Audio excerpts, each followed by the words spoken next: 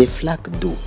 Jusqu'ici, on n'y avait que très rarement entendu parler, ou jamais dans le domaine de la photographie.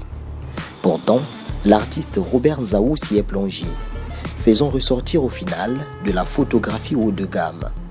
Une création originale en exposition depuis le 11 avril au musée Cercle Africain que Yann Orion a découvert. La météo est peut-être mauvaise, mais loin, très loin l'idée de penser que ces trésors, dont se sont parés les murs du musée Cercle Africain, puissent passer inaperçus. C'en est de même pour ceux qui découvrent à peine les lieux. C'est très sympa, je trouve que les photos sont très colorées et l'idée en fait d'avoir le reflet dans des flaques d'eau, je trouve que c'est assez original, en fait j'avais jamais vu ça. Et puis les tableaux là-bas derrière sur des scènes de vie, alors que j'imagine africaines et puis congolaises.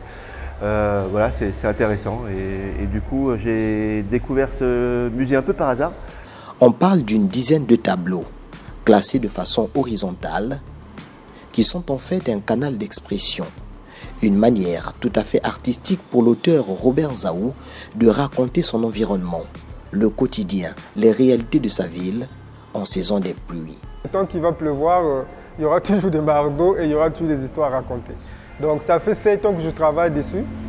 Voilà, donc j'essaie de montrer le monde à travers ces flaques d'eau, de montrer mon quartier, de montrer la ville de Pont-Noir à travers ces flaques d'eau. Donc c'est un autre regard de la ville en fait. Il y a aussi un volet social quand même, parce que ces flaques d'eau veulent tout simplement dire qu'il y a un problème en fait. Parce que l'eau ne sait pas où aller, voilà, et donc on retrouve ces flaques d'eau là dans nos maisons, voilà, dans nos ruelles, voilà, dans le centre-ville même, un peu partout où on passe. Donc c'est vrai que c'est sublimé, c'est artistique, mais ça fait quand même penser, je pense. Et pour que ces œuvres durent et restent à travers le temps, Robert a eu une idée pas très commune, celle de les loger dans un livre, La chasse au miroir d'eau. Mon travail, c'est comme je le dis souvent, c'est aussi un travail de conservation.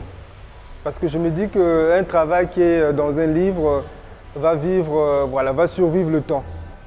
Parce que chez nous ici, moi je prends l'exemple de mon pays, le Congo, on n'a pas beaucoup de documents qui nous racontent en fait.